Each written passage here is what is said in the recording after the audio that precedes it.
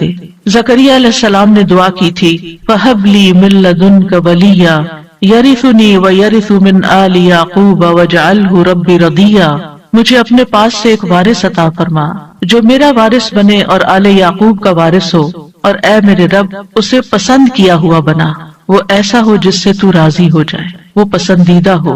ابراہیم علیہ السلام نے دعا کی تھی رب اجعلنی مقیم الصلاۃ ومن ذریتی ربنا وتقبل دعا، اے میرے رب مجھے بھی اور میری اولاد کو بھی نماز قائم رکھنے والا بنا، اے رب میری یہ دعا قبول فرما۔ اہل ایمان ہمیشہ اپنی اولاد کے لیے دعا کرتے ہیں۔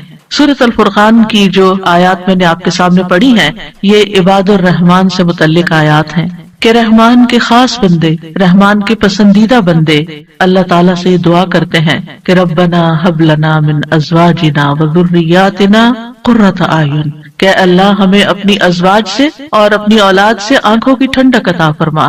یاد رکھیے یہ دعا ہر صاحب ایمان کا شیوا ہے، ہر مومن کو یہ دعا کرتے رہنا چاہیے، چاہے ہماری اولاد نیک ہی کیوں نہ ہو، چاہے وہ فرما بردار ہی کیوں نہ ہو، چاہے وہ قرآن کی حافظ ہی کیوں نہ ہو، چاہے وہ دین کی عالم ہی کیوں نہ ہو، پھر بھی یہ دعا مانگتے رہنا چاہیے، اس لیے کہ دل رحمان کی دو انگلیوں کے درمیان ہوتا ہے، وہ جیسے چاہے انہیں پھیر سکتا ہے۔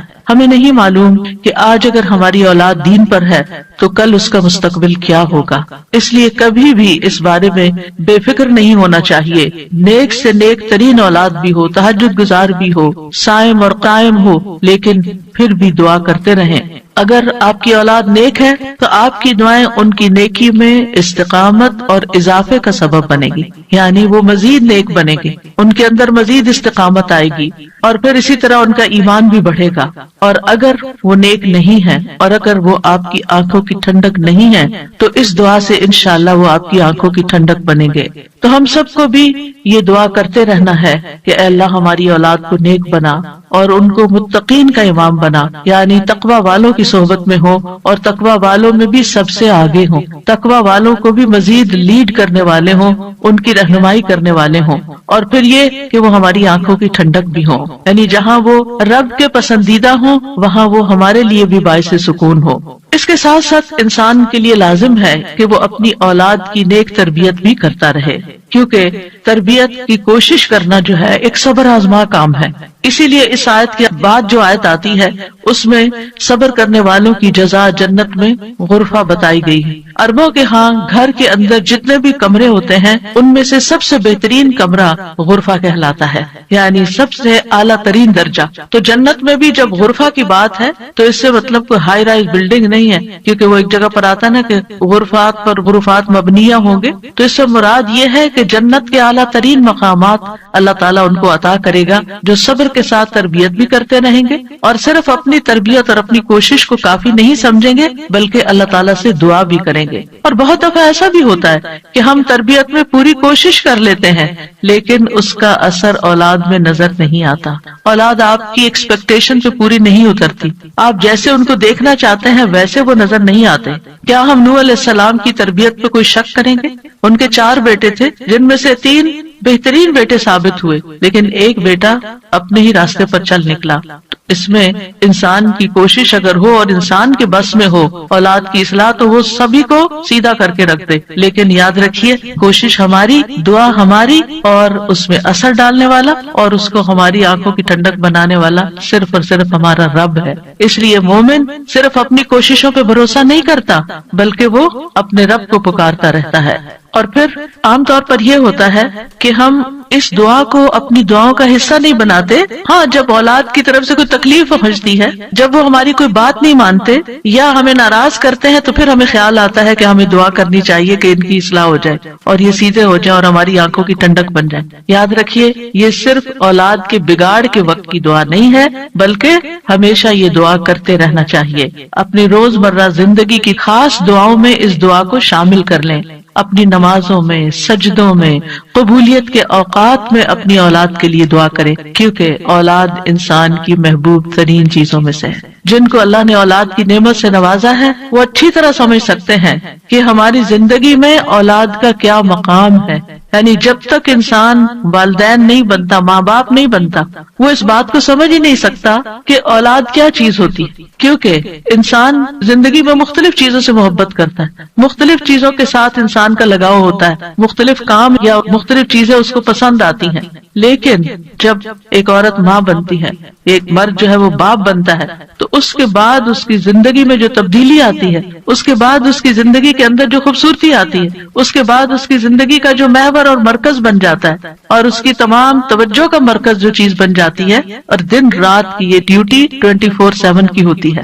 یعنی باقی چیزوں سے تو آپ کسی وقت الگ بھی ہو سکتے ہیں، مگر یہ وہ رشتہ ہوتا ہے کہ جس سے آپ پھر مرتے دم تک الگ نہیں ہو سکتے، کیونکہ وہ آپ کے جسم کا ایک حصہ ہوتا ہے، اور اللہ تعالیٰ آپ کے دل میں ہر چیز سے زیادہ ان کے لیے محبت ڈال دیتا ہے، اور ان کی خوشی آپ کو خوش کرتی ہے، اور ان کا دکھ آپ کو دکھی کرتا ہے. اس لیے انسان کو ہمیشہ اپنی دعاؤں میں یہ خاص دعا کرتے رہنا چاہیے، اور قبولیت کے اوقات میں بھی، کیونکہ اولاد سے ملنے والی آنکھوں کی ٹھنڈک اسی وقت ہوتی ہے جب اولاد سیدھے رستے پر ہوتی ہے، جب اولاد نیک ہوتی ہے، اچھے کام کر رہی ہوتی ہے، تو پھر ہی ماں باپ کی آنکھوں کی ٹھنڈک ہوتی ہے. اور اس دعا کے دوسرے حصے میں اپنے لیے دعا ہے کہ اللہ ہمیں متقین کا امام بنا، یعنی اولاد جو ہے ہم اس کے ایک طرح سے امام ہوتے ہیں، جیسے حدیث میں آتا ہے نا، کلکم راعٍ وکلکم مسئول عن رعیتہ، تو ہر ایک ہم میں سے رائی ہے، ہر ایک لیڈر، ہر ایک ذمہ دار ہے. تو اللہ تعالیٰ ہمیں ماں باپ کی حیثیت میں ایسا رول ماڈل بنا کہ ہم متقی ہوں اور ہماری اولاد بھی متقی ہو، یعنی ہماری اولاد میں بھی نیکی ہو، اور پھر ہم نیکی کے ساتھ آگے ان کی رہنمائی کرنے والے ہوں. اور ویسے جنرل سینس میں دیکھیں تو اس میں انسان کو ایک ہائیسٹ مقام حاصل کرنے کی دعا یہاں سکھائی گئی ہے، اور وہ کیا کہ انسان ایسا انسان ہو کہ جسے دیکھ کر لوگ متقی بن جائیں. یعنی دوسرے لفظوں میں یہ کہ نیکیوں میں سبقت کرنے والے ہوں، نیکیوں میں آگے بڑھنے والے ہوں، تاکہ دوسرے لوگ بھی ہمیں دیکھ کر نیک بن جائیں.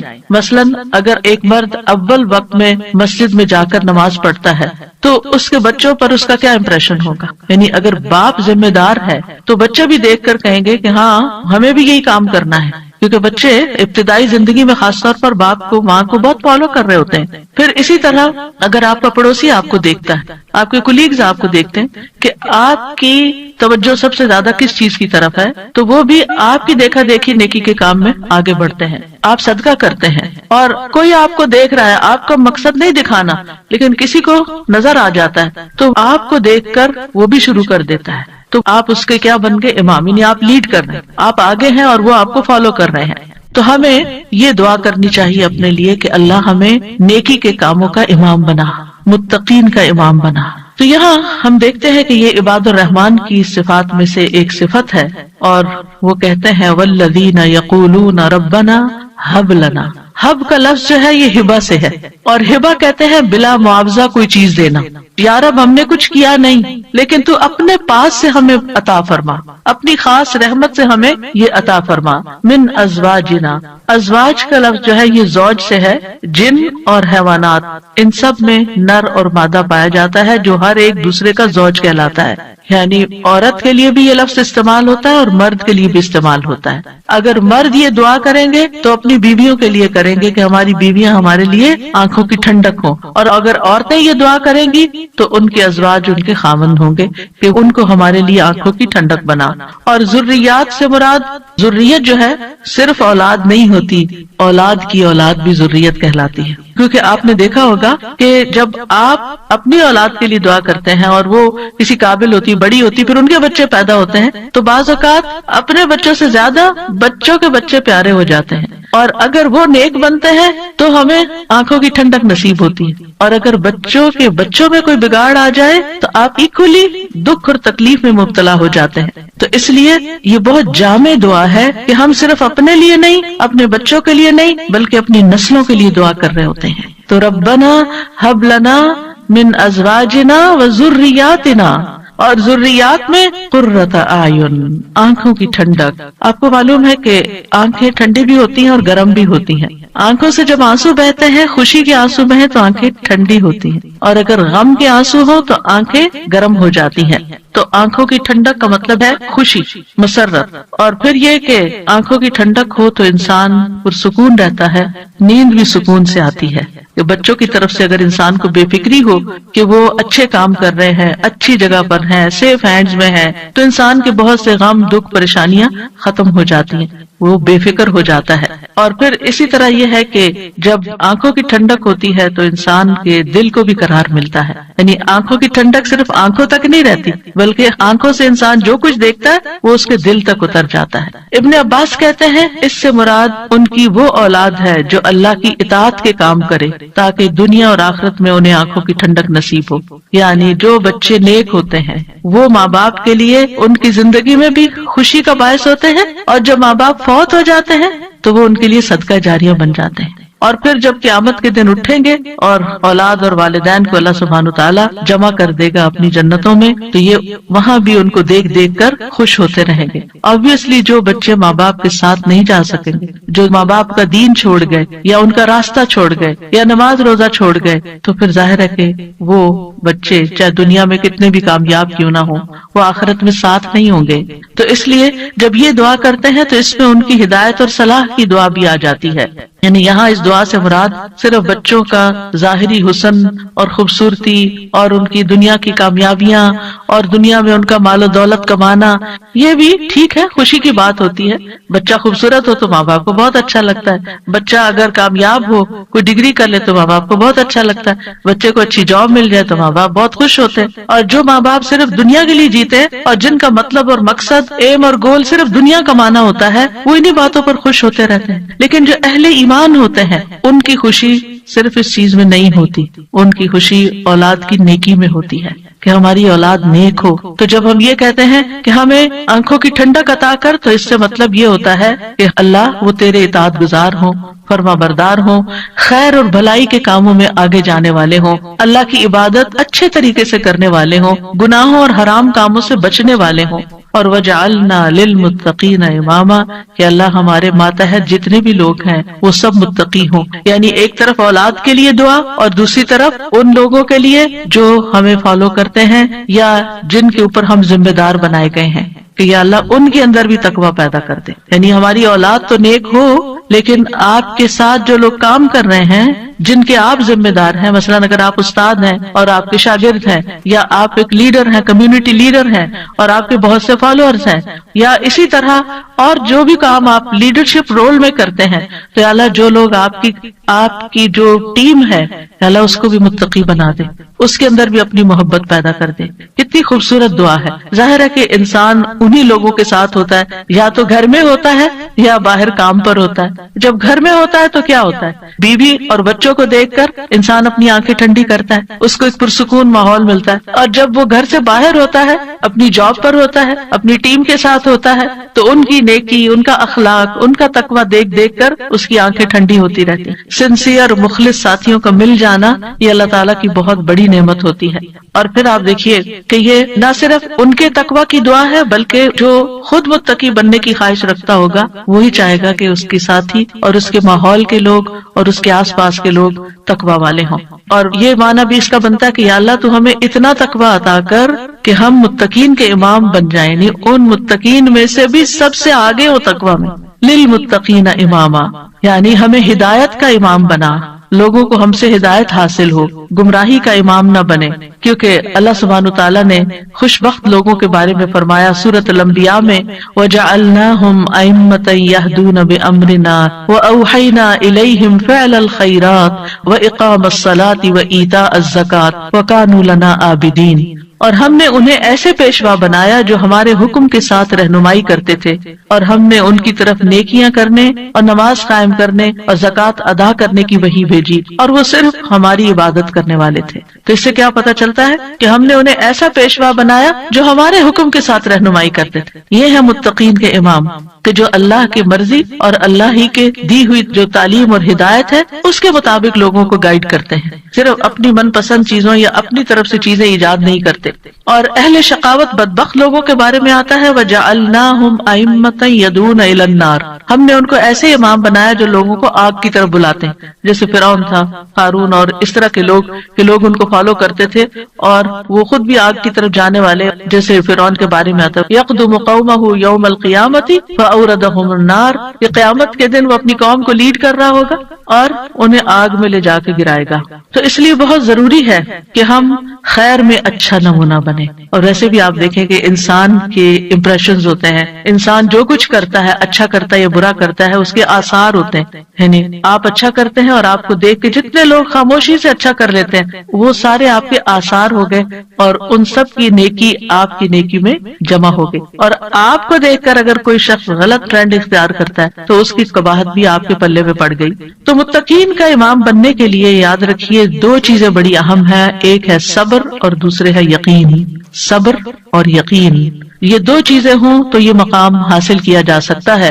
اللہ تعالیٰ فرماتے ہیں وَجَعَلْنَا مِنْهُمْ أَئِمَّةً يَهْدُونَ بِأَمْرِنَا لَمَّا صَبَرُوا وَكَانُوا بِآيَاتِنَا يُوقِنُونَ، اور جب انہوں نے صبر کیا تو ہم نے ان میں سے ایسے امام بنائے جو ہمارے حکم سے رہنمائی کرتے تھے اور وہ ہماری آیات پر یقین رکھتے تھے۔ یاد رکھیے ایک بچے کی تربیت صبر آزما کام ہوتا ہے، اور اس کے بارے میں ہوپ فل رہنا بھی بڑا ضروری ہوتا ہے، کیونکہ اگر ہم صبر کا دامن چھوڑ دیں اور یہ کہے کہ یہ تو ماننے والے نہیں اور یہ ہماری سنتے نہیں، ٹھیک ہے جو چاہے کریں، اور ان کو کھلی چھٹی دے دیں، تو وہ تو بگاڑ کی آخری حد کو پہنچ جائیں گے۔ آپ کھلی چھٹی دے دیں گے نہیں، آپ کو اچھے اخلاق کے ساتھ، رویے کے ساتھ وقتاً فوقتاً ان کی اصلاح کا کام کرتے رہنا ہے، اور یہ صبر آزما کام ہے۔ یعنی بعض اوقات آپ کا دل اندر سے کٹ رہا ہوگا، آپ شدید غصے کا شکار ہوں گے، شدید نفرت کا شکار ہوں گے ان کے کسی غلط کام پر، لیکن آپ اس کا ایسا اظہار نہیں کریں گے کہ جس سے وہ ہمیشہ کے لیے آپ کو خیر بات کہہ کے چلے جائیں اور آپ سے کٹ جائیں۔ کیونکہ آپ دیکھیں بہت سے بچے ایسے ہوتے ہیں جو ماں باپ کی نیگنگ سے اور ماں باپ کی بد اخلاقی اور بدسلوکی سے پھر وہ ہمیشہ کے لیے ان کو چھوڑ ہی جاتے ہیں۔ تو ایسا کوئی طریقہ اختیار نہیں کرنا کہ جس سے وہ دور ہوں، بلکہ محبت کے ساتھ، یعنی اگر ان کے اندر آپ دیکھتے ہیں کچھ چیزیں ایسی ہیں جو درست نہیں، تو محبت کے ساتھ اور صبر کے ساتھ دعائیں کرتے کرتے ان کی اصلاح کرتے جائیں۔ ہو سکتا ہے آپ اپنی زندگی میں نہ دیکھیں وہ دن جس کو آپ دیکھنا چاہتے ہیں، لیکن مرنے کے بعد آپ کو ان کی دعائیں پہنچ رہی ہیں، آپ کی وہ محنت ضائع نہیں جائے گی۔ تو لما صبروا، صبر کرنا بہت ضروری ہے۔ اور پھر یہ ہے کہ ان کی طرف سے جتنی بھی آزمائشیں آئیں، ان کی طرف سے جو تکلیفیں آپ کو پہنچے، کیونکہ جو بھی ماں باپ بنتے ہیں وہ سب جانتے ہیں کہ اولاد کی طرف سے بعض اوقات آنکھوں کی ٹھنڈک سے زیادہ تکلیفیں ہی پہنچتی، یعنی وہ آپ کا مقام نہیں سمجھتے جب تک وہ خود ماں باپ نہیں بنتے، ان کو سمجھ نہیں آتی کہ ماں باپ کا مقام کیا ہے اور ماں باپ کی تکلیف کیا ہے۔ لہٰذا ایسے تمام مواقع پر صبر سے کام لینا ہے۔ اور دوسرا یہ کہ یقین رکھنا ہے، بے یقینی سے دعا نہیں کرنی، یقین رکھنا کہ اللہ میری دعائیں سنتا ہے اور وہ ضرور سنے گا۔ لم اکم بدعائک رب شقیا، اے رب میں تجھ سے دعا مانگ کر کبھی بدبخت ہوا ہی نہیں، تو دعاؤں کا سننے والا ہے۔ ایسی دعا کرنے والوں کا انجام بہت بہترین ہے۔ اللہ تعالیٰ فرماتے ہیں اولئک یجزون الغرفۃ، ایسے نیک بندے جن کے اندر یہ صفات ہوں، جو یہ چاہتے ہوں کہ ان کی اولاد اچھی ہو جائے، ان کے ازواج، ان کی بیوی یا شوہر اچھا ہو جائے، اور پھر صبر کے ساتھ یہ سب کام کریں، تو پھر ان کا انجام بھی بہت اچھا ہے۔ اور وہ کیا ہے کہ جنت کا اعلیٰ ترین مقام، جیسا کہ سورۃ العنکبوت میں آتا ہے والذین آمنوا وعملوا الصالحات لنبوئنہم من الجنۃ غرفا تجری من تحتها الانہار خالدین فیہا نعم اجر العاملین الذین صبروا وعلی ربہم یتوکلون۔ اور جو لوگ ایمان لائے اور انہوں نے نیک کام کیے، ہم انہیں ضرور ہی جنت کے اونچے گھروں میں جگہ دیں گے، یعنی بہترین مقام پر جگہ دیں گے جن کے نیچے سے نہریں بہتی ہیں، یعنی اوپر جب ہوتا ہے تو نیچے کا سین زیادہ بہتر نظر آتا ہے، ہمیشہ ان میں رہنے والے ہیں۔ دنیا میں آپ اگر کوئی ایسی جگہ پر، کسی سی سائڈ پر، کسی بہترین سینری اور گرینری کے مقام پر، اونچے کسی ہائیسٹ فلور پر پینٹ ہاؤس خرید بھی لیں، رہ بھی لیں، لیکن آپ کو ہر وقت دھڑکا لگا رہتا ہے کہ پتہ نہیں کب دنیا سے چلے جانا ہے، یا اگر رینٹ پر رہ رہے ہیں تو پتہ نہیں کب یہاں سے نکلنا پڑ جائے، تو آپ پوری طرح انجوائے نہیں کر سکتے۔ یعنی انسان جتنا بھی چاہے دنیا میں کمپلیٹ انجوائمنٹ ہے ہی نہیں، کیونکہ اس کے ساتھ کئی مسائل اور کئی مشکلات ہوتی ہیں، لیکن آخرت میں بلند ترین مقامات میں فرمایا خالدین فیہا، وہ اس میں ہمیشہ رہیں گے، نکلنے کا، اس کو چھوڑنے کا، اس کے خراب ہونے کا، اس کی مینٹیننس کا کوئی فکر ہی نہیں ہے، صرف انجوائمنٹ ہی ہے۔ نعم اجر العاملین، لیکن یہ کس کو ملتا ہے؟ جو عمل کرتے ہیں، جو کام کرتے ہیں، جو محنت کرتے ہیں۔ کتنا اچھا اجر ہے عمل کرنے والوں کا۔ کون ہے وہ عمل؟ کیا دو عمل بتائے گئے؟ الذین صبروا وعلی ربہم یتوکلون، وہ جو صبر کرتے ہیں اور اپنے رب پر توکل کرتے ہیں، بھروسہ کرتے ہیں۔ اور اس کے علاوہ حدیث سے بھی اس مقام کو حاصل کرنے کی بات ہمیں پتہ چلتی ہے. نبی صلی اللہ علیہ وسلم نے فرمایا جنتی لوگ اپنے سے بلند کمرے والے کو غرفہ والوں کو اپنے اوپر ایسے دیکھیں گے جیسے وہ دنیا میں چمکدار گہرے ستارے کو دیکھتے. اتنے بلند ہوں گے ان کے مقامات. آپ سوچئے کبھی آپ جب جہاز پر ونڈو سیٹ پر بیٹھے ہوتے ہیں تو آپ جب نیچے دیکھتے ہیں تو بعض بہت ہی خوبصورت مناظر نظر آتے ہیں. تو آپ سوچئے کہ جس کا گھر وہ ستارے کی جگہ پر ہو, اتنا بلند مقام اس کو مل چکا ہو, تو پھر اس کو کیا کچھ نظر نہیں آئے گا نیچے. فرمایا کہ جس طرح وہ دنیا میں چمکدار گہرے ستارے کو دیکھتے ہیں جو آسمان کے مشرقی یا مغربی کنارے میں بہت دور ہوتا ہے, ان میں سے ایک دوسرے سے افضل ہوگا. لوگوں نے عرض کیا یا رسول اللہ یہ تو انبیاء کے محل ہوں گے جنہیں ان کے سوا اور کوئی نہ پا سکے گا. آپ نے فرمایا نہیں, اس ذات کی قسم جس کے ہاتھ میں میری جان ہے, یہ ان لوگوں کے لیے ہے جو اللہ پر ایمان لائے اور انبیاء کی تصدیق کی. ایک اور روایت میں آتا ہے بے شک جنت میں ایسے غرف ہیں جنتی ان کے باہر والے حصے کو اندر سے دیکھ سکیں گے اور اندر والے حصے کو باہر سے دیکھ سکیں گے. اللہ نے یہ ایسے شخص کے لیے تیار کیے ہیں جو لوگوں کو کھانا کھلائے اور سلام عام کرے اور رات کو نماز ادا کرے جب لوگ سو رہے ہیں. اور الحمدللہ رمضان ایسا مہینہ ہوتا ہے کہ جس میں آپ یہ تینوں کام کر سکتے ہیں. آپ کی حرص ہوتی ہے کہ زیادہ سے زیادہ لوگوں کو افطار کرایا جائے, زیادہ سے زیادہ لوگوں تک راشن پہنچایا جائے, یعنی ان کو کھلایا جائے. اور جب آپ مسجد جاتے ہیں تو تراویح بھی ہوتی ہے اور بہت سے لوگ مل جاتے ہیں تو سلام پہ سلام ہو رہا ہوتا ہے, یا دینی مجالس کا زور ہوتا ہے رمضان میں جس میں لوگ اکٹھے ہوتے ہیں تو پھر ایک دوسرے سے ملاقات کر کے سلام کے مواقع آتے ہیں. اور یہ صرف رمضان ہی کے لیے نہیں ہے بلکہ سارا سال انسان ایسے کاموں کی رغبت رکھے, ایسے کاموں سے محبت کرے. اور ان کی جنت میں وہ کیا ہوگا, وَيُلَقَّوْنَ فِيهَا تَحِيَّةً وَسَلَامًا, وہاں ان کو سلام اور دعا دی جائے گی. تحیہ کہتے ہیں زندگی کی دعا دینا, یعنی ان کے استقبال کے لیے ایسے فرشتے موجود ہوں گے جو انہیں سلام بھی کریں گے اور سلامتی کی دعائیں بھی دیں گے. جب کوئی سلامتی کی دعا آپ کو دیتا ہے تو کتنا دل خوش ہوتا ہے. تو وہاں فرشتے ان کو دعائیں دے رہے ہوں گے, اور پھر آپس میں جب ملاقاتیں ہوں گی جنتیوں کی تب بھی سلام دعا ہو رہی ہوگی. اور یہ سلامتی ان کو کس لیے ملی, کیونکہ دنیا میں انہوں نے گناہوں سے سلامت زندگی بسر کی. خالدین فیہا حسنت مستقرا و مقاما, ہمیشہ اس میں رہیں گے. کتنا خوبصورت ٹھکانہ, کتنا اچھا مقام. یاد رکھیے یہ دعا گھروں کی اصلاح کی بنیاد رکھتی ہے.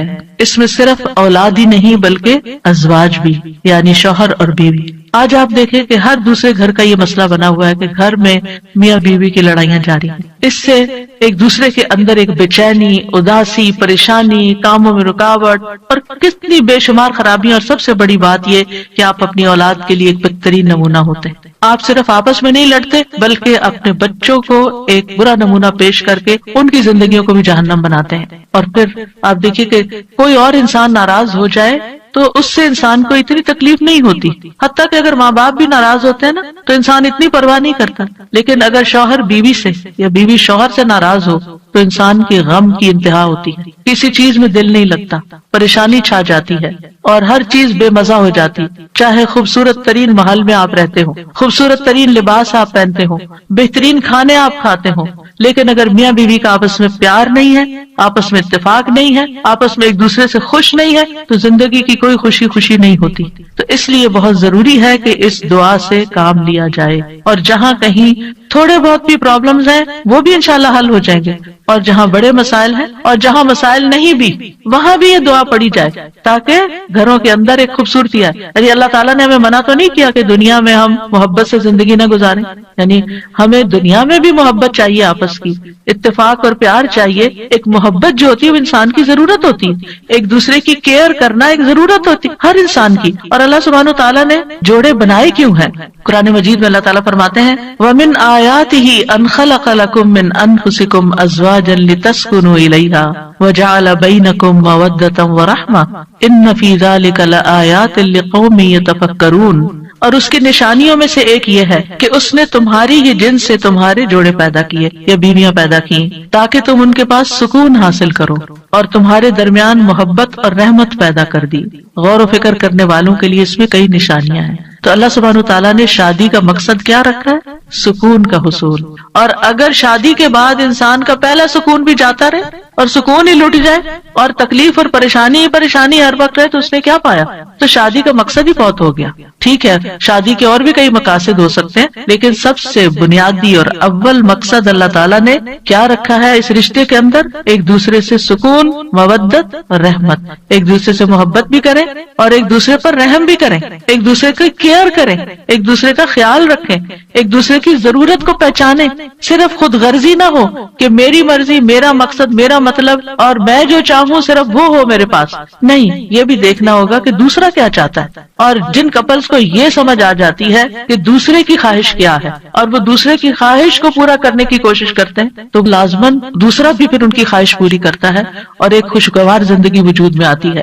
اسی طرح اللہ تعالیٰ نے سورۃ النحل میں بھی فرمایا وَاللَّهُ جَعَلَ لَكُم مِّنْ أَنفُسِكُمْ أَزْوَاجًا وَجَعَلَ لَكُم مِّنْ أَزْوَاجِكُمْ بَنِينَ وَحَفَدَةً وَرَزَقَكُم مِّنَ الطَّيِّبَاتِ أَفَبِالْبَاطِلِ يُؤْمِنُونَ وَبِنِعْمَةِ اللَّهِ هُمْ يَكْفُرُونَ. اور اللہ نے تمہارے لیے تمہارے نفسوں سے بیویاں پیدا کی اور تمہارے لیے تمہاری بیویوں سے بیٹے اور پوتے پیدا کیے، یعنی اللہ نے ان سے تمہیں اولاد دی اور اس نے تمہیں پاکیزہ چیزوں سے رزق عطا کیا. کیا پھر بھی وہ باطل پر ایمان لاتے ہیں اور اللہ کی نعمت کا انکار کرتے ہیں، یعنی اللہ تعالیٰ کی نعمتوں کی ناشکری کرتے ہیں؟ تو یاد رکھیے کہ گھروں کی اصلاح کا انحصار ازواج کی اصلاح پر ہے، آپس کے اتفاق پر ہے، اور اولاد کی اصلاح سے پہلے ازواج کی اصلاح کی بات ہے. ابن علان کہتے ہیں کہ یہ دعا یعنی ازواج کے بارے میں شروع ہوتی ہے، کیونکہ اگر ازواج کی اصلاح ہو تو اولاد کی اصلاح ہوتی ہے. یعنی شوہر یا بیوی کی اصلاح ہو جائے، وہ ایک دوسرے کے لیے آنکھوں کی ٹھنڈک ہو، تو اولاد خود بخود آنکھوں کی ٹھنڈک ہوتی چلی جائے گی. اور آنکھوں کی ٹھنڈک سے مراد یہ نہیں ہے صرف کہ ایک شوہر اپنی بیوی کو زیادہ خوبصورت دیکھے یا تندرست دیکھے، بلکہ اس حال میں دیکھے کہ وہ اللہ کی فرما بردار ہو. کیونکہ ایک حدیث میں آتا ہے کہ دنیا متاع ہے اور دنیا کی سب سے بہترین متاع نیک بیوی ہے. یعنی دنیا میں جتنی بھی نعمتیں ہیں ان میں سے سب سے بڑی نعمت ایک مرد کے لیے کیا ہے؟ ایک نیک بیوی ہے، ایک اچھی بیوی ہے. اور نیکی صرف نماز روزے کا نام نہیں ہوتی، نیکی اچھے اخلاق کا نام ہوتی ہے. ایک اور حدیث میں آتا ہے نا کہ جب ایک عورت 5 وقت کی نماز پڑھے، رمضان کے روزے رکھے اور اپنے شوہر کی اطاعت کرے، جب وہ اس کو دیکھے اس کو خوش کر دے تو وہ جنت کے جس دروازے سے چاہے داخل ہو جائے. یعنی اس تعلق کی بہتری اور خوبصورتی کا اتنا زیادہ اہتمام کیا گیا ہے. اور پھر آپ دیکھیں کہ متقین کا امام بننے کے لیے انسان کو پہلے گھر میں اچھا امام بننے کی ضرورت، یعنی گھر سے باہر آپ اسی صورت میں اچھے امام بن سکتے ہیں جب آپ گھر کے اندر خوبصورتی لاتے ہیں اور اس کے لیے کوشش بھی کرتے ہیں. دیکھیے کچھ رشتے ہمیں اللہ کی طرف سے بنے بنائے مل جاتے ہیں، جیسے ماں باپ کا رشتہ ہے. ماں باپ سے آپ کو انکنڈیشنل لو ملتا ہے. آپ اچھا کریں، آپ برا کریں، آپ ان کو خوش کریں، آپ ان کو ستائیں، آپ ان کے قریب ہوں، آپ ان سے دور ہوں، وہ آپ سے محبت کرتے ہی رہیں گے. آپ زندہ ہوں، آپ مر جائیں، ہر صورت میں محبت کرتے ہیں. آپ نے دیکھا ان ماؤں کو جن کا کوئی بچہ فوت ہو جائے تو وہ زندہ کو بھول کے اسی کو یاد کرتی رہتی ہیں جو چلا گیا. قریب ہو تب بھی محبت کرتے ہیں، دور ہو تب بھی محبت کرتے ہیں. ماں باپ کی محبت انکنڈیشنل، لیکن ازواج کی محبت کنڈیشنل ہوتی ہے. اگر آپ اچھے اخلاق کا مظاہرہ کریں گے، اچھے انسان بن کر رہیں گے تو آپ کی محبت بڑھتی جائے گی. لیکن اگر آپ اپنے اخلاق کو کھو دیں گے تو پھر اس محبت میں کمی آنی شروع ہو جائے گی. تو کچھ رشتے بنے بنائے ہوتے ہیں اور کچھ کو بنانا پڑتا ہے، ان کی مینٹیننس کرنی پڑتی ہے. یاد رکھیے شادی جو ہے یہ انبیاء کا طریقہ ہے، نیک لوگوں کا طریقہ ہے، ہمارے دین کا شعار ہے. نکاح جو ہے وہ نصف ایمان ہے. یعنی ہمارے دین میں کرسچینٹی کی طرح یہ نہیں ہے کہ آپ شادی نہیں کریں، آپ نن بن جائیں، آپ فقیر بن جائیں اور آپ زیادہ نیک ہیں. نہیں، آپ شادی کر کے زیادہ نیکی کما سکتے ہیں. یعنی اسلام جو ہے وہ فطری ضروریات کو مد نظر رکھتا ہے. اللہ تعالیٰ فرماتے ہیں یقیناً آپ سے پہلے بھی ہم نے کئی رسولوں کو بھیجا اور ہم نے ان کے لیے بیویاں اور اولاد بنائی. یعنی پیغمبر بھی بیویوں والے اور اولادوں والے تھے. نبی صلی اللہ علیہ وسلم نے فرمایا نکاح میری سنت ہے، بس جو میری سنت پر عمل نہیں کرتا وہ مجھ سے نہیں. تم لوگ شادی کیا کرو، یعنی شادی کرنا بھی ایک نیکی کا کام ہے، عبادت ہے. کیونکہ میں تمہاری تعداد کی بنا پر سابقہ امتوں سے کثرت تعداد میں مقابلہ کروں گا. ایک اور روایت سے پتہ چلتا ہے کہ شادی نہ کرنے والا نبی صلی اللہ علیہ وسلم کے طریقے سے منہ موڑنے والا ہے. آپ کو یاد ہوگا کہ وہ 3 صحابہ جو نبی صلی اللہ علیہ وسلم کی ایبسنس میں حضرت عائشہ کے پاس پوچھنے گئے تھے کہ آپ کے اعمال کیا ہیں، تو جب انہوں نے بتایا تو ان کا وہ تو اللہ کے نبی ہیں، تو اس لیے ایک نے کہا میں کبھی گوشت نہیں کھاؤں گا، دوسرے نے کہا میں کبھی رات کو نہیں سوؤں گا، تیسرے نے کہا میں کبھی شادی نہیں کروں گا. تو نبی صلی اللہ علیہ وسلم کو جب یہ باتیں پتہ چلی تو آپ نے اللہ تعالیٰ کی حمد و ثنا کی اور فرمایا ان لوگوں کو کیا ہو گیا ہے جنہوں نے ایسی اور ایسی باتیں کہی ہیں. میں رات میں نوافل بھی پڑھتا ہوں، سوتا بھی ہوں، نفلی روزہ رکھتا ہوں اور چھوڑ بھی دیتا ہوں، نکاح بھی کرتا ہوں، بس جو شخص میرے طریقے سے منہ موڑے گا وہ مجھ سے نہیں، یعنی وہ میری امت میں سے نہیں ہے جو میرے اس طریقے کو پسند نہ کرے. اللہ سبحانہ وتعالیٰ نے خود نکاح کی رغبت دلائی ہے. وَأَنكِحُوا الْأَيَامَ مِنكُمْ وَالصَّالِحِينَ مِنْ عِبَادِكُمْ وَإِمَائِكُمْ، اور اپنے میں سے بے نکاح مردوں اور عورتوں کا نکاح کر دو، اور اپنے غلاموں اور اپنی لونڈیوں میں سے جو نیک ہیں ان کا بھی. نکاح میں دیر کیوں کرتے ہیں عام طور پر؟ کہ ابھی بچے کچھ کماتے نہیں ہیں. فرمایا اگر وہ محتاج ہوں گے اللہ ان کو اپنے فضل سے غنی کر دے گا، اور اللہ وسعت والا اور سب کچھ جاننے والا ہے. اور پھر شادی ویسے بھی آپ دیکھیں نگاہ کی حفاظت کا ذریعہ ہے، شرمگاہ کی حفاظت کا ذریعہ ہے، نصف دین مکمل کرنے کا ذریعہ ہے. حدیث میں آتا ہے جب کوئی شخص نکاح کر لیتا ہے تو اپنا آدھا دین مکمل کر لیتا ہے، لہذا چاہیے کہ باقی آدھے دین کے بارے میں اللہ سے ڈرتا رہے. پھر آپ دیکھیے کہ صرف دنیا میں نہیں آخرت میں جنت میں بھی پاکیزہ جوڑے ہوں گے. وَلَهُمْ فِيهَا أَزْوَاجٌ مُطَهَّرَةٌ، پاکیزہ بیویاں ہوں گی. اہل جنت سے کہا جائے گا ادخلوا الجنت انتم وازواجکم تحبرون، تم اور تمہاری بیویاں جنت میں داخل ہو جاؤ، تم خوش رکھے جاؤ گے. فرشتے اہل ایمان اور ان کی بیویوں اور بچوں کے لیے دعائیں کرتے ہیں. کیا کہتے ہیں؟ ربنا وادخلهم جنات عدن التي وعدتهم ومن صلح من آبائهم وازواجهم وذرياتهم انک انت العزیز الحکیم. اے ہمارے رب، اور انہیں ہمیشگی کے باغات میں داخل کر جن کا تو نے ان سے وعدہ کیا تھا، اور ان کے آباء و اجداد اور ان کی بیویوں اور ان کی اولادوں میں سے جو نیک ہوئے ان کو بھی جنت میں داخل کر. یعنی یہ فرشتے اہل ایمان کے لیے دعا کرتے ہیں. اور جنت میں کوئی بھی کنوارا نہیں ہوگا، یعنی جن لوگوں کی دنیا میں شادی نہیں ہوئی ان کو بھی اللہ تعالیٰ جوڑے عطا کرے گا، اور جن کے شوہر پہلے فوت ہو گئے یا بیوی فوت ہو گئی، یا ایک نیک تھا اور ایک جنت میں نہیں گیا دوسرا جہنم میں چلا گیا، تو ان کو بھی اللہ تعالیٰ وہاں جوڑے عطا کرے گا. اور کوئی بھی ایسا نہیں ہوگا کہ جو تنہائی کا شکار ہو، آئسولیشن کا شکار ہو، کیونکہ انسان کی زندگی میں اگر کمپینین ہوتا ہے تو انسان کے لیے سکون کا باعث ہوتا ہے. اور خاص طور پر اگر نیک بیوی ہو. قرآن مجید میں آتا ہے فالصالحات قانتات، نیک عورتیں وہ ہیں جو شوہروں کی فرما بردار ہوں، ان کی بات ماننے والی ہوں، اور ان کی عدم موجودگی میں اللہ کی حفاظت میں ان کے حقوق کی حفاظت کرنے والی ہوں، یعنی اپنی جان اور مال کی حفاظت کریں جب شوہر نہ بھی موجود ہوں. پھر ہمیں یہ کہا گیا ہے کہ پاک دامن عورت سے شادی کی جائے. اور عورت سے شادی کا معیار کیا رکھا گیا؟ نبی صلی اللہ علیہ وسلم نے فرمایا عورت سے 4 چیزوں کی وجہ سے نکاح کیا جاتا ہے، اس کے مال و دولت کی وجہ سے، یا اس کے حسب نسب کی وجہ سے، یا اس کی خوبصورتی کی وجہ سے، یا اس کی دینداری کی وجہ سے. تیرے ہاتھ خاک آلود ہو، دیندار عورت سے شادی کر کے کامیابی حاصل کرو، کیونکہ اگر دین والی تمہارے گھر میں آئے گی تو اللہ سے ڈرنے والی ہوگی، اس کا اخلاق اچھا ہوگا، اس کے اندر بگاڑ نہیں ہوگا، تمہیں اس کو بار بار نماز کی پابندی کے لیے نہیں کہنا پڑے گا، اس کو نیکی کی طرف لانے کے لیے بہت ایفرٹ نہیں کرنی پڑے گی. اور پھر آپ دیکھیں کہ ایک ماں کے اوپر انحصار ہوتا ہے کہ بچوں کی کیا تربیت کرتی ہے، کیونکہ تربیت اولاد باپ کا حصہ کم ہوتا ہے، ماں کا حصہ زیادہ ہوتا ہے. اگر ایک بچہ اپنی ماں کو نیک دیکھتا ہے تو اس کے اندر ایک نیکی کی محبت پیدا ہوتی ہے. تو بہرحال یہ رشتے جو ہیں ان کے لیے دعا بھی ہے، اور اس کے ساتھ ساتھ انتخاب بھی اچھا ہو، اور پھر ان کو بنانے کے لیے کوشش بھی رہے. اللہ تعالیٰ مردوں کو حکم دیتے ہیں وَعَاشِرُوهُنَّ بِالْمَعْرُوفِ، عورتوں کے ساتھ بھلے طریقے سے زندگی بسر کرو، یعنی ان کے حقوق ادا کرو، اور ایک دوسرے سے محبت کرنا جو ہے یہ بھی دین کا حصہ ہے.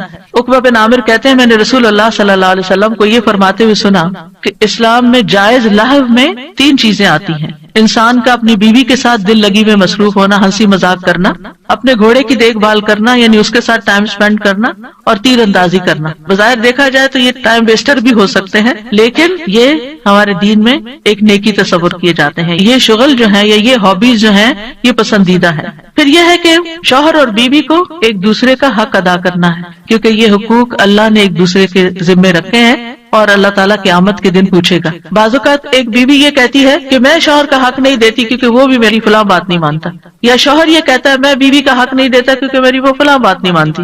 نہیں، جب تک آپ اس رشتے میں ہیں دونوں کو ایک دوسرے کا حق دیتے رہنا چاہیے۔ اور کیوں دینا چاہیے؟ کہ اللہ کا حکم ہے، اس لیے نہیں کہ شوہر خوش ہوگا یا بیوی خوش ہوگی، اس لیے کہ میرے رب کا حکم ہے، اس لیے مجھے یہ کام کرنا ہے۔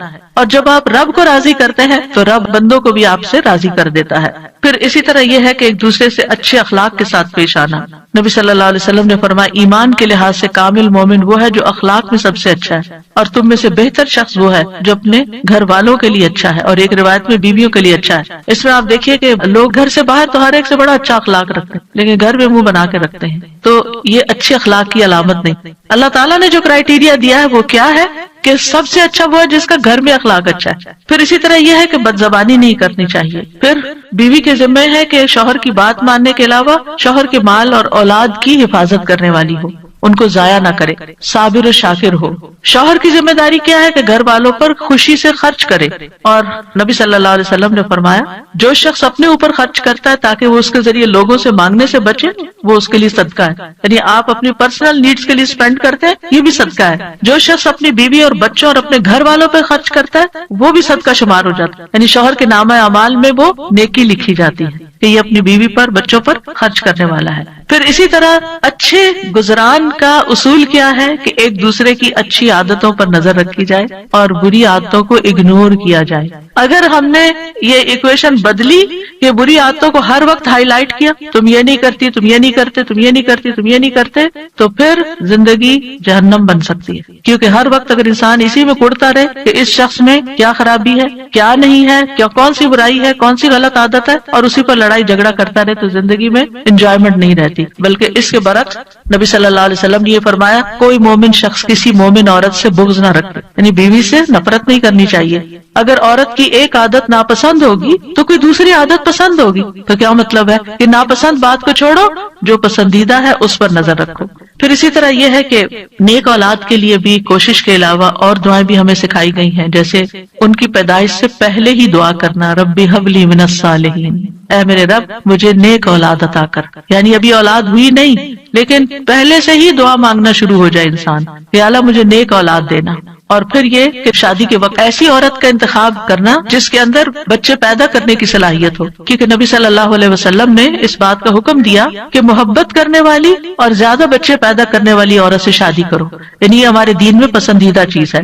پھر اسی طرح شادی سے ملنے والی جو نیک اولاد ہے اس کا فائدہ کیا ہے کہ وہ مرنے کے بعد والدین کے لیے دعائیں کرتی ہے اور ماں باپ کے لیے صدقہ جاریہ بن جاتی ہے، اور یہ والدین کی درجات کی بلندی کا ذریعہ بنتا ہے۔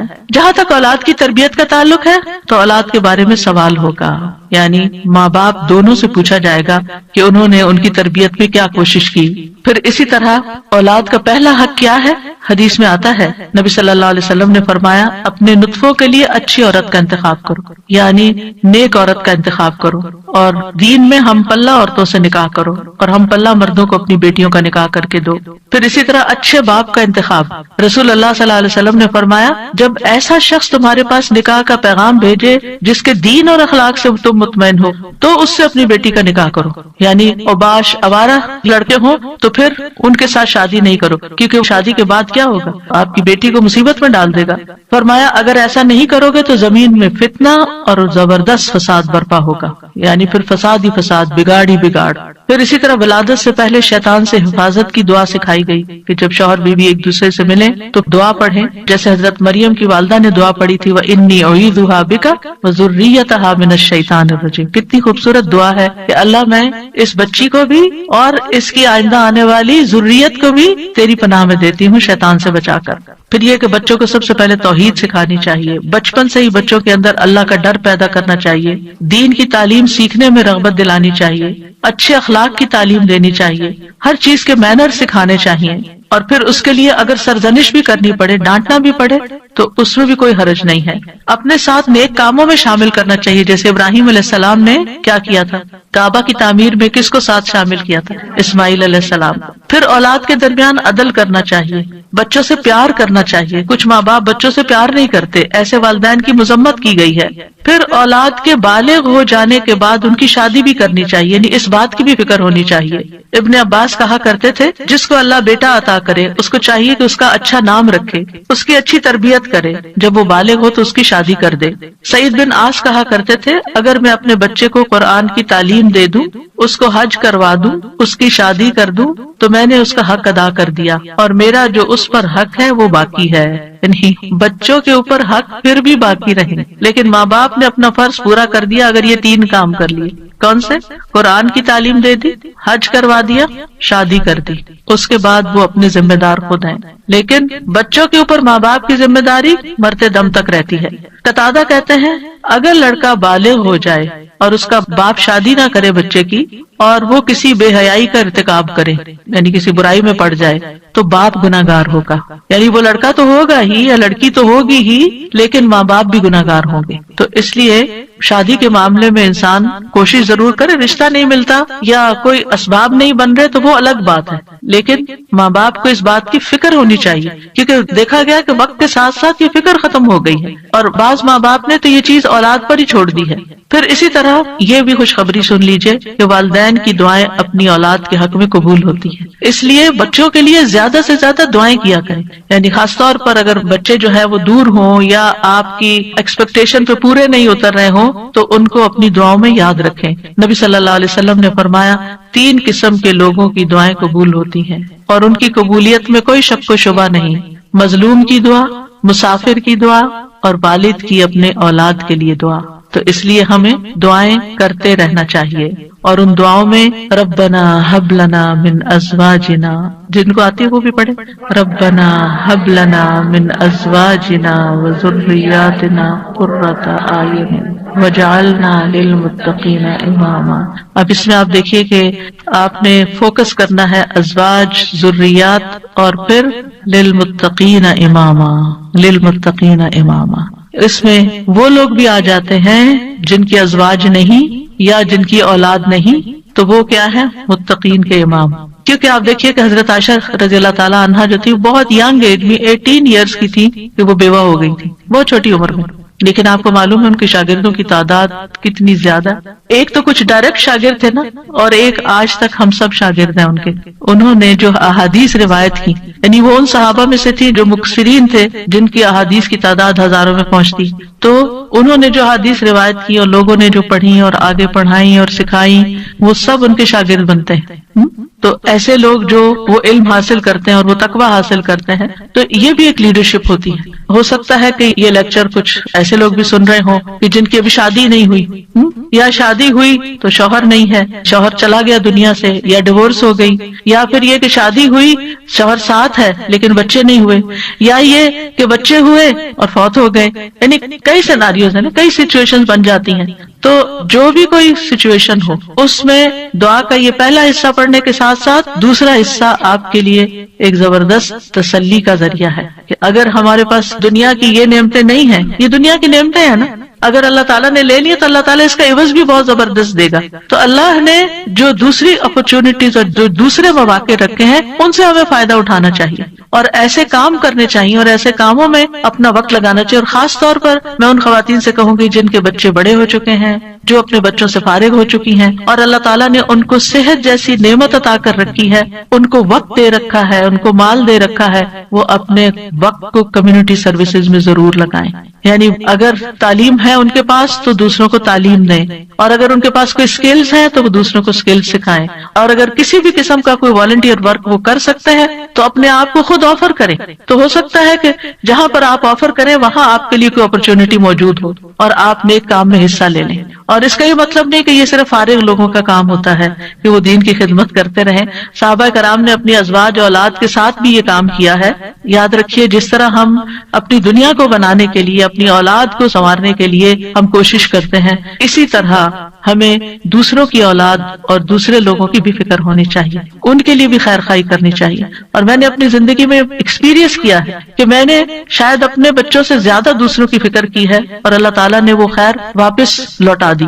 یعنی اپنی اولاد کو شاید اتنا وقت جتنا ایک عام ایوریج ماں باپ دیتے ہیں اتنا شاید نہ دے سکی، لیکن الحمدللہ اللہ سبحانہ وتعالیٰ نے وہ خیر قبول کی اور میرے بچوں کو بھی ہدایت دے دی۔ تو ایسا نہیں ہوتا کہ جب ہم خیر بانٹتے ہیں تو خود خیر سے محروم ہو جاتے ہیں، کوئی امتحان آزمائش تو ہو سکتی ہے۔ ہمیشہ نوح علیہ السلام کی مثال یاد رکھیے کہ وہ ایک باپ تھے جنہوں نے سارے بچوں کی ایکولی تربیت کی، لیکن ایک بچہ نہیں مانا۔ بعض اوقات ایسا ہوتا ہے کہ آپ اپنا تن من دھن لگا دیتے ہیں لیکن کوئی ایک بچہ نہیں مانتا، تو پھر اپنے آپ کو گلٹ میں نہ رکھیں، اپنے آپ کو ہر وقت پریشانی میں نہ رکھیں کہ میں نے کمی کی ہے، میری طرف سے کوئی کوتاہی ہے، کیونکہ آہستہ آہستہ شیطان اس کو وسوسے ڈالتا ہے کہ دیکھا نا تم دوسروں کی فکر کرتی رہی اور تمہاری اولاد بگڑ گئی۔ نہیں، اب ہم کیا نوح علیہ السلام کو یہ کہیں گے کہ وہ دن اور رات، آپ سورۃ نوح پڑھیں، دن میں بھی تبلیغ کی، رات میں بھی کی، چپکے سے بھی کی، اوپنلی بھی کی، دن اور رات یہ سارے کام کیے، تو کوئی ان کو کہے آپ لگے رہے نا لوگوں میں اس لیے آپ کا یہ بچہ بگڑ گیا، کیا ہم یہ کہہ سکتے ہیں؟ نعوذ باللہ، ہرگز نہیں کہہ سکتے، استغفر اللہ، کبھی بھی نہیں کہہ سکتے، معاذ اللہ، کیونکہ ہم کسی پیغمبر کے بارے میں یہ سوچ بھی نہیں سکتے کہ انہوں نے اپنی اولاد کے لیے کوئی کوتاہی کی۔ لیکن یہ اللہ کی حکمت ہے نا، اور تقدیر کا ہم پڑھ چکے ہیں، یہ اللہ کی تقدیر میں ہوتا ہے۔ ٹھیک ہے ایک ناقابل برداشت بات ہوتی، لیکن پھر بھی میں نے اپنے استاد سے بہت پہلے ایک بات سنی تو اس کو میں نے پلے باندھ لیا۔ انہوں نے کہا تھا، تفسیر کی کلاس میں تفسیر پڑھاتے تھے میں ماسٹرز میں، انہوں نے کہا کہ اگر آپ چاہتے ہیں نا آپ کا بچہ کھائے، کیونکہ مائیں بڑی پریشان رہتی بچہ کھاتا نہیں ہے، آپ دوسروں کے بچوں کو کھلائیں۔ آپ کا بچہ دودھ نہیں پیتا، آپ بچوں میں دودھ بانٹیں۔ آپ کا بچہ سیکھتا نہیں، تعلیم نہیں آ سکتا، آپ اوروں کے بچوں کو پڑھائیں۔ جو خیر آپ دوسروں کو دیں گے وہ خیر آپ پر واپس آئے گی۔ ان احسنتم احسنتم لانفسکم، یہ نہیں ہو سکتا کہ آپ دوسروں کے لیے بھلا کریں اور اللہ تعالیٰ آپ کو چھوڑ دے۔ ان تنصروا اللہ ینصرکم ویثبت اقدامکم، دین کی مدد کرنا اللہ کی مدد حاصل کرنے کا ذریعہ ہے، اور ثابت قدمی کا، دین پر ثابت قدمی کا، کیونکہ آپ دیکھیے اگر آپ پاور ہاؤس سے اپنے گھر کی بجلی کا کنیکشن کاٹ دیتے ہیں تو کیا ہوتا ہے، آپ کا گھر اندھیرے میں چلا جاتا ہے۔ قرآن سے، قرآن والوں سے، قرآن کی مجالس سے اگر آپ اپنے آپ کو یہ کہہ کے پیچھے کر لیتے ہیں کہ میں اپنے بچوں کی تربیت کر رہی ہوں، تو یہ ایک دھوکا ہوگا، کیونکہ ایسے بچوں کی تربیت نہیں ہوتی۔ اگر آپ کا دل خالی ہے اور آپ کے اندر ایمان بھرا ہوا نہیں ہے، اگر آپ کے اندر یقین نہیں ہے، اگر آپ ایک اچھے رول ماڈل نہیں ہے، اور یہ ساری چیزیں آپ کو قرآن سے جڑے رہنے سے ملتی ہیں، قرآن والوں سے جڑے رہنے سے ملتی ہیں، تو پھر آپ اپنے بچے کی تربیت خالی خولی کہاں سے کریں گے؟ آپ 24 گھنٹے بھی اپنے بچے پہ اینک لگا کے رکھے نا کہ میں اس پہ توجہ کر رہی ہوں، ہدایت پھر بھی اللہ نے دینی، لیکن جب آپ اللہ کا کام کریں گے تو انشاءاللہ اللہ تعالیٰ آپ کے بچوں کو ضرور ہدایت دے، وہ آپ کو تنہا نہیں چھوڑے گا۔ اور اگر پھر بھی ان کو ہدایت نہیں ملتی تو معلوم نہیں اللہ کی کیا حکمت ہے جو ہمیں نہیں پتا۔ ہمیں نہیں پتا، ہو سکتا ہے کسی ایک بچے کی تکلیف ہمارے اللہ کے ساتھ جڑے رہنے کا ذریعہ بن جائے۔ بعض اوقات ایسا ہوتا ہے نا کہ ساری نعمتیں ملی ہوتی، سارے بچے بہت آؤٹ اسٹینڈنگ ہوتے ہیں، ایک بچہ پڑھ کے ہی نہیں دیتا۔ میری اپنی ایک رشتے دار ہے، ماشاءاللہ 6 بچے ان کے، 5 ڈاکٹر ہیں، ایک نہیں بنی، تو اب اللہ کی مرضی نا، باپ بھی ڈاکٹر، سارا گھرانہ ڈاکٹرز کا، لیکن جو نہیں بنی اب وہ سارا وقت اپنے آپ کو کوسے، شاید میں نے اس کی تربیت میں کوئی کمی کی، شاید میں نے اس کو صحیح سے نہیں پڑھا۔ نہیں بھائی، اس کی نہیں تھی دلچسپی، ہر کوئی ڈاکٹر نہیں بننا چاہتا، ہر کوئی دین کا عالم نہیں بننا چاہتا، ہر کوئی وہ کام نہیں کرنا چاہتا جو آپ اس کے لیے سجیسٹ کر رہے ہیں، اس کی اپنی ایک سوچ ہے، اس کی اپنی ایک رائے ہے۔ تو اس میں بچوں کو مارجن بھی دیں، اس میں تھوڑی سی آزادی بھی دیں، اور ان کے لیے خوب دعائیں کریں، کیونکہ جب ہماری زندگی میں کوئی مشکل آ جاتی ہے نا، کوئی آزمائش آ جاتی ہے، تو پھر کیا ہوتا ہے، ہم اللہ سے اور قریب ہو جاتے ہیں۔ بعض اوقات پتہ کیا ہوتا ہے، ہم نماز کے ساتھ چند نوافل پڑھ لینا ایکسٹرا، اور چند نفلی روزے رکھ لینا، اور حج کے ساتھ عمرہ بھی کر لیں، پھر ہم اپنے آپ کو کیا سمجھنے لگتے ہیں، ہم بہت نیک ہو گئے ہیں، ہم نے بہت اچھے اچھے کام کر لیے ہیں۔ لیکن ہوتا کیا ہے کہ ابھی کمی ہوتی ہے کہیں اور ہمیں پتہ نہیں ہوتا، اتنے میں اللہ کی طرف سے کوئی آزمائش آ جاتی ہے، پھر جو ہماری دعاؤں میں رونا ہوتا ہے، اور پھر جو ہماری دعاؤں میں اخلاص ہوتا ہے، اور پھر جو ہماری دعاؤں میں اصرار ہوتا ہے اور تکرار ہوتا ہے اور ہمارا تڑپنا ہوتا ہے، وہ اس سے پہلے نماز، روزہ، حج، زکوٰۃ کسی چیز میں نہیں تھا۔ ہم آزمائش کے ساتھ جتنے اللہ کی طرف جاتے ہیں، نعمتوں کے ساتھ اتنے نہیں جاتے، یہ مانی ہوئی بات ہے، ہم سب کا تجربہ ہے۔ تو اس لیے بہت ضروری ہے کہ ہم کوشش کریں اور اس کے ساتھ ساتھ اللہ سے دعا کرتے رہیں وجعلنا للمتقین اماما، اللہ ہمیں متقی ساتھی دے، متقی دوست دے، متقی اٹھنے بیٹھنے والے دے، ایسے لوگوں میں اٹھے بیٹھے ملیں جلیں اور ان کی رہنمائی کریں کہ جو تقوی والے ہوں، تاکہ ہمارے تقوی میں بھی اضافہ ہوتا چلا جائے، کیونکہ انسان اپنے ماحول کی پیداوار ہوتا ہے، جس طرح کے دوستوں میں، جس طرح کے لوگوں میں وہ رہتا ہے، ویسی ہی سوچ اس کی بننا شروع ہو جاتی ہے۔ اور پھر ابراہیم علیہ السلام کی دعا بھی کہ ربی ہب لی من الصالحین، کہ اللہ اپنے پاس سے ہی صالح بچہ دے دے، میں تو نیک بنانے سے رہا۔ اور یہ ابراہیم علیہ السلام مانگ رہے ہیں، اور اللہ سبحانہ تعالیٰ نے پھر ان کو کیسی نیک اولاد عطا کی۔ اسماعیل علیہ السلام کتنے فرما بردار تھے، اسحاق علیہ السلام کتنے غلام علیم تھے، علم والے، اور ان کی نسل میں بھی علم آیا۔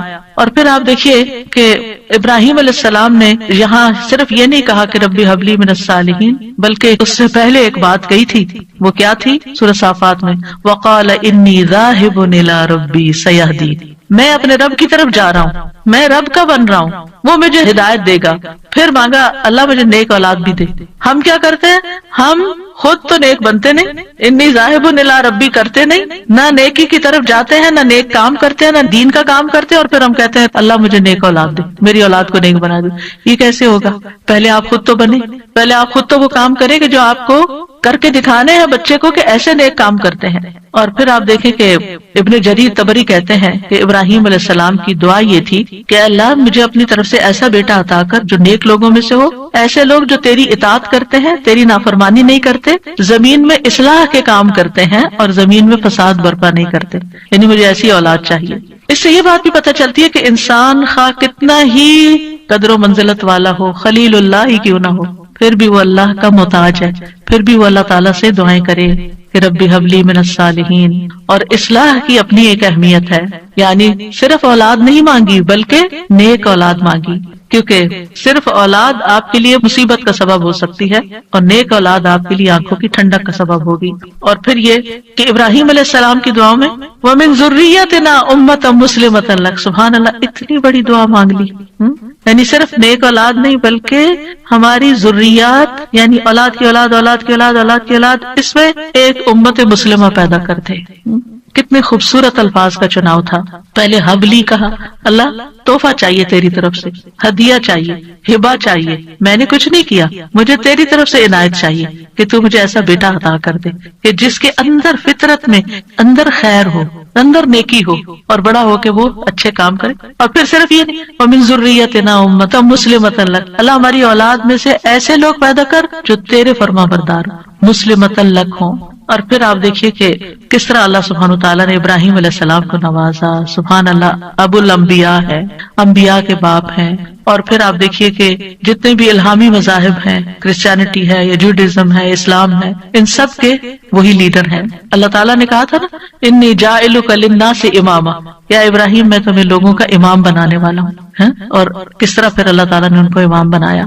پھر اسی طرح اگر اولاد نہ ہوتی ہو تو پھر یہ دعا کرتے ہیں، رب لا تذرنی فردا وانت خیر الوارثین، اے میرے رب تو مجھے اکیلا نہ چھوڑ، تو ہی سب وارثوں میں سے بہتر وارث ہے۔ یہ زکریا علیہ السلام کی دعا تھی کہ رب لا تذرنی فردا وانت خیر الوارثین، تو اللہ نے دعا قبول کر لی۔ فاستجبنا لہ ووہبنا لہ یحییٰ، ہبہ ہے یہاں بھی، اور ہم نے اس کو یحییٰ عطا کیا۔ واصلحنا لہ زوجہ، اور اس کی بیوی کی اصلاح کر دی۔ کیوں؟ انہم کانوا یسارعون فی الخیرات، کیونکہ وہ نیکیوں میں سبقت کرتے تھے، نیکیوں میں دوڑ دوڑ کے جاتے تھے۔ ویدعوننا رغبا ورہبا، اور وہ ہمیں رغبت اور رہبت، امید اور خوف کے ساتھ پکارتے تھے۔ وکانوا لنا خاشعین، یہ تین چیزیں دعاؤں کی قبولیت کا ذریعہ ہے۔ نیکی کے کاموں میں تیز جانا، جلدی کرنا، سستی نہ کرنا۔ یسارعون، سرعت سے ہے یہ لفظ، کہ ان انبیاء کی دعائیں کیوں قبول ہوئی؟ کیونکہ وہ نیکی کے کاموں میں تیزی دکھاتے تھے، دوسرے دعائیں کرتے تھے۔ وَيَدْعُونَنَا رَغَبًا وَرَهَبًا، یعنی کوشش بھی کرنی ہے، بھاگنا بھی ہے اللہ کی طرف، اور دوسرے دعائیں کرنی ہے، اور تیسرے تکبر میں نہیں آنا۔ وَكَانُوا لَنَا خَاشِعِينَ، وہ ہمارے لیے خشوع کرنے والے تھے۔ ابن قیم کہتے ہیں نیک اعمال کرنا اور اس کی طرف سبقت لے جانا دعا کی قبولیت کے بڑے اسباب میں سے ہے۔ اسی لیے اللہ تعالیٰ نے ان کی دعائیں قبول کر لی. پھر ایک اور دعا ہے جو حضرت زکریا علیہ السلام نے ہی مانگی، رب ہب لی من لدنک ذریۃ طیبہ انک سمیع الدعاء، اے میرے رب مجھے اپنی طرف سے نیک اور پاکیزہ اولاد عطا فرما، بے شک تو ہی دعائیں سننے والا ہے. یعنی ہبہ وہ ہوتا ہے نا جو بغیر معاوضے کے خوش دلی اور احسان کے طور پر کسی کو کوئی چیز دے دی جائے. یعنی ایک ہبہ ہوتا ہے کہ ہدیہ ہوتا ہے، ایک صدقہ ہوتا ہے. تو صدقہ وہ ہوتا ہے جس سے آخرت کا اجر و ثواب چاہیے، اور ہدیہ وہ ہوتا ہے جس سے تحفہ دینے والے اور جس کو تحفہ دیا گیا اس کے درمیان محبت پیدا کرنا مقصود ہوتا ہے. یعنی ہدیہ محبت کے لیے ہوتا ہے اور ہبہ جو ہے وہ کسی مقصد کے لیے ہوتا ہے. ہبہ وہ چیز ہوتی ہے کہ جس کو ہبہ کی جاتی ہے صرف اس کا فائدہ مطلوب ہوتا ہے. ٹھیک ہے، مطلب یہ تھا کہ اے اللہ مجھے اپنے پاس سے ایسا ہدیہ دے جو بغیر کسی عوض کے، میری بغیر کسی کوشش اور محنت کے ہو، تو بس تو آپ عطا کر دے. من لدن کا، اپنے پاس سے دے دے کیونکہ تیرے پاس تو سب کچھ ہے.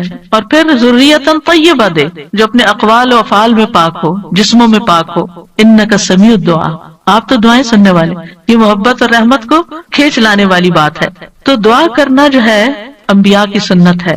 اور پھر اللہ کی جگہ یا اللہ کہنے کی بجائے رب بھی کہا گیا ہے، رب کو وسیلہ بنا کر دعا کی گئی ہے. اسی لیے آپ دیکھیں انبیاء کی ساری دعائیں ربنا سے شروع ہوتی ہیں یا ربی سے شروع ہوتی ہیں. اور پھر صرف اولاد نہیں، نیک اولاد، اور پھر اولاد کو نیک بنانے کے اسباب بھی. اور پھر یہ یقین کہ دعا تقدیر کو بدل دیتی ہے. حضرت زکریا انتہائی بوڑھے تھے لیکن انہوں نے یقین سے دعا کی. اور پھر ابراہیم علیہ السلام کی دعا، رب اجعلنی مقیم الصلاۃ ومن ذریتی ربنا وتقبل دعا، اے میرے رب مجھے بھی اور میری اولاد کو بھی نماز قائم رکھنے والا بنا. اے میرے رب میری یہ دعا قبول فرما. ربنا اغفر لی ولوالدی وللمؤمنین یوم یقوم الحساب، اے ہمارے رب مجھے اور میرے والدین اور تمام مومنوں کو اس دن معاف فرما دے جب حساب لیا جائے گا. رب اوزعنی ان اشکر نعمتک التی انعمت علی وعلی والدی وان اعمل صالحا ترضاہ واصلح لی فی ذریتی. یہ بھی اولاد کے لیے دعا ہے کہ اللہ میری ذریت کی اصلاح کر دے، میری ذریت کو نیک بنا دے. انی تبت الیک، میں تیری طرف واپس پلٹتا ہوں، توبہ کرتا ہوں. انی من المسلمین، اور بلا شبہ میں فرما بردار ہوں. اور ربنا وجعلنا مسلمین لک ومن ذریتنا امۃ مسلمۃ لک وارنا مناسکنا وتب علینا انک انت التواب الرحیم. اے ہمارے رب ہم دونوں کو، یعنی ابراہیم اور اسماعیل علیہ السلام نے مانگی تھی دعا، اپنا فرما بردار بنا لے اور ہماری اولاد میں سے ایک جماعت پیدا کر جو تیری فرما بردار ہو، اور ہمیں اپنی عبادت کے طریقے بتلا اور ہماری توبہ قبول فرما. بے شک تو بڑا توبہ قبول کرنے والا، نہایت رحم کرنے والا ہے. اور پھر آپ دیکھیے کہ کس طرح اللہ سبحانہ و تعالیٰ نے وہ دعا قبول کی اور محمد صلی اللہ علیہ وسلم ان کی اولاد میں پیدا ہوئے اور پھر ان سے امت مسلمہ پیدا ہوئی. تو یہ دعا جو ہے اس کی قبولیت میں بہت عرصہ لگا تھا لیکن قبول ہوئی. تو اس لیے انسان کو مایوس نہیں ہونا چاہیے. اور اسی طرح یہ دعا جو مسنون دعا ہے، اللہم انی اعوذ بک من جار السوء ومن زوج تشیبنی قبل المشیب ومن ولد یکون علی ربا یا ربا ومن مال یکون علی عذابا ومن خلیل ماکر عینہ ترانی وقلبہ یرعانی ان رأى حسنة دفنها واذا رأى سیئة اذاءها.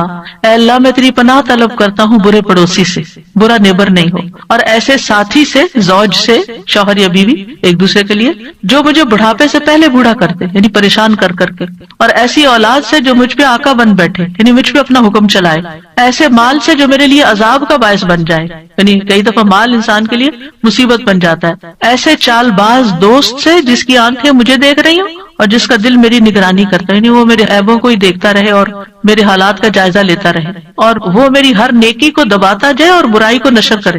کچھ ایسے بھی لوگ ہوتے ہیں نا آپ کے آس پاس کہ جو آپ کو اپنا دوست بتاتے ہیں، یعنی آپ کے لیے اپنی دوستی ظاہر کرتے ہیں، لیکن وہ آپ کی ہر نعمت سے جلتے ہیں اور آپ کی ہر خرابی سے خوش ہوتے ہیں، اور آپ کے اندر کوئی کمی بیشی ہو تو جا کے دوسروں میں نشر کر دیتے ہیں. تو یہاں 5 چیزوں کی برائی سے بچنے کی دعا کی گئی ہے: برا پڑوسی، بد اخلاق مرد یا عورت، نافرمان اولاد، عذاب بننے والا مال، اور چال باز دوست. تو بہرحال یہ تھا آج کا ہمارا پروگرام. وآخر دعوانا ان الحمد للہ رب العالمین.